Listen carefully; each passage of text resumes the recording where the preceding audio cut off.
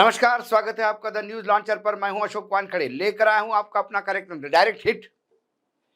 आज संघ हिट हुआ, लेकिन संघ सिर्फ इसलिए नहीं हिट हुआ कि सर्वोच्च न्यायालय के मुख्य न्यायाधीश भूषण आर गवई की माता कमला ताई गवई ने संघ के कार्यक्रम में आने से मना किया। साथ में कमला ताई स्वयं हिट होती हुई दिखाई देती है, जो एक षड्यंत्र पूर्वक सोशल मीडिया में खेल हुआ। खबर यह है कि अब ऑफिशियली कमला ताई जी ने एक पत्र लिखकर मार्केट में पुराने खबरों का खंडन करते हुए बता दिया कि 5 तारीख के कार्यक्रम में स्वास्थ्य के खराब स्वास्थ्य के चलते वो नहीं जा रही है। भारत के मुख्य न्यायाधीश बी आर गवई की मां डॉक्टर कमला ताई गवई 5 अक्टूबर को होने वाले आरएसएस के कार्यक्रम में शामिल नहीं होगी। कमला ताई गवई के राष्ट्रीय स्वयंसेवक संघ के कार्यक्रम का निमंत्रण स्वीकार करने की खबर के बाद सोशल मीडिया पर इस पर बहस छिड़ गई। अब कमला ताई गवई ने एक पत्र लिखकर स्पष्ट किया कि इस कार्यक्रम में शामिल नहीं हो रही है।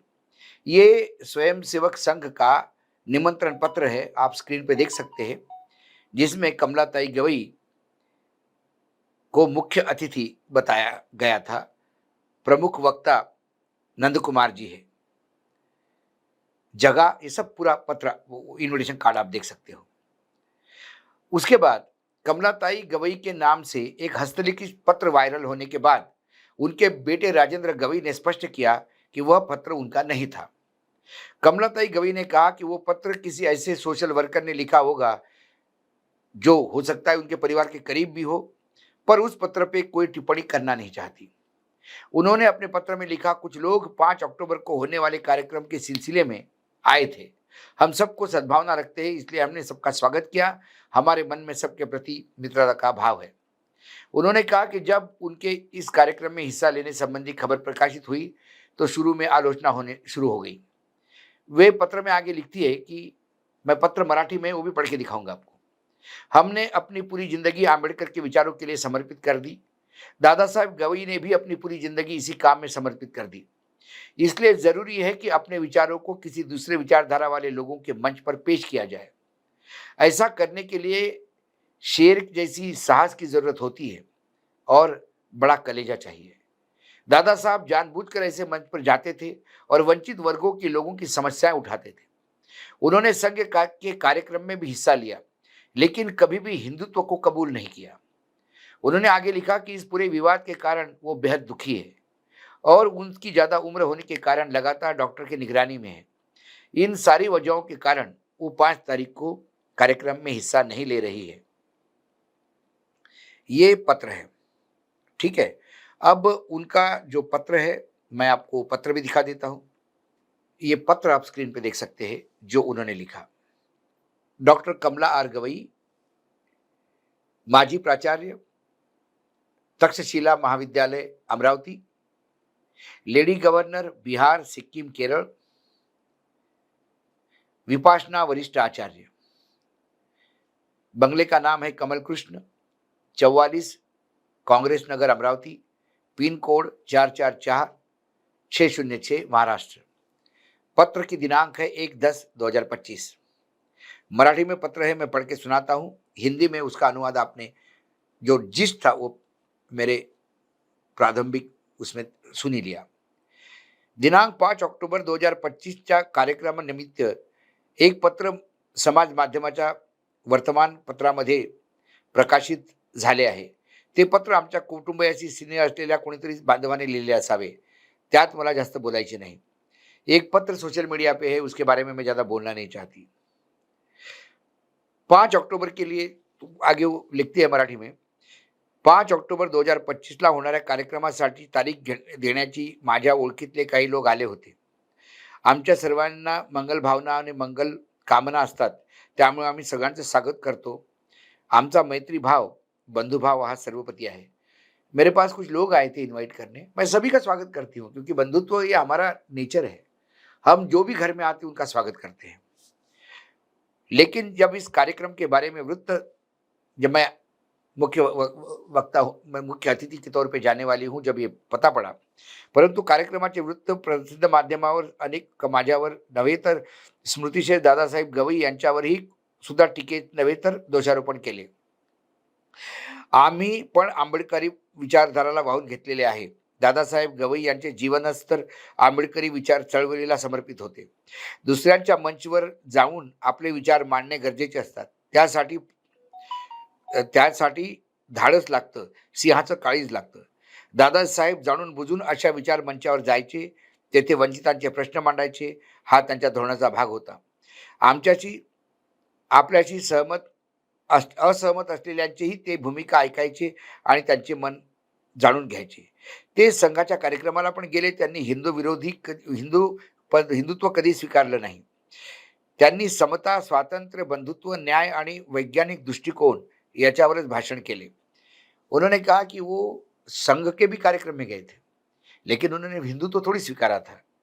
उनका समता, स्वातंत्र्य, बंधुत्व, न्याय, प्रिय और वैज्ञानिक दृष्टिकोन हमेशा बरकरार रहा और उसी पे उन्होंने भाषण किया. उन्होंने डॉक्टर बाबा साहेब आंबेडकर व संविधान पे अपने विचार व्यक्त किए.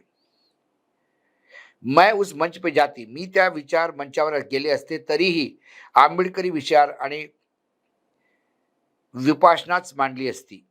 स्मृतिशेष दादासाहेब याच विचाराचे त्या विचार सभेवर गेले आणि तेही त्यांनी आंबेडकरी विचार मांडले. आपण कुठेही गेलो तरी आंबेडकरी विचारच मांडणार, ते आपण शेवटच्या श्वासापर्यंत सोडणार नाही. हा आपला संस्काराचा भाग है. मैं वहाँ गई होती, यदि उस कार्यक्रम में मैं जाती तो मैं आंबेडकरी विचारों की ही बात करती, संविधान की बात करती. दादा साहब ने भी वही किया था, यानी रासू गवई ने, उन्होंने भी वही किया था और हम भी वही करते.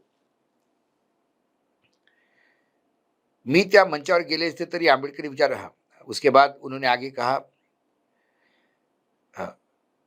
आपण कुठेही गेलो तरी आंबेडकरी विचारच मांडणार, ते आपण शेवटच्या श्वासापर्यंत सोडणार नहीं. हा अपना संस्काराचा भाग है. मैं कहीं पे भी जाऊंगी तो आंबेडकर की ही विचारधारा पे बात करूंगी. वो हमारे संस्कार की बात है, मुझ में संस्कार है वो, और आखिरी श्वास तक रहेंगे. माझे जीवन तर आंबेडकरी चळवळीला आणि विचाराने वाहून घेतले आहे. हे एका कार्यक्रमामुळे ते कलंकित करण्याचा प्रयत्न होत असल्याने मी अत्यंत व्यथित व दुखी झाले. मेरा जीवन ही आंबेडकरमय हो गया है. लेकिन एक कार्यक्रम की वजह से लोगों ने हम पे उंगली उठाना शुरू कर दिया और बदनाम करने का प्रयास किया. इससे मैं बहुत दुखी हो गई हूँ. मेरी उम्र 84 साल है. माझे वय 84 वर्ष असून माझी प्रकृती बरी नसल्याने डॉक्टरच्या सल्ल्याने सध्या उपचार घेत आहे. मेरी प्रकृति ठीक नहीं है, 84 साल की उम्र है, डॉक्टर के निगरानी में मेरी इलाज चल रहा है. इसलिए ये कुठेतरी हे थांबलं पाहिजे. या कारणाने 5 ऑक्टोबरच्या कार्यक्रमाला आपण जाणार नाही एवढे खरे.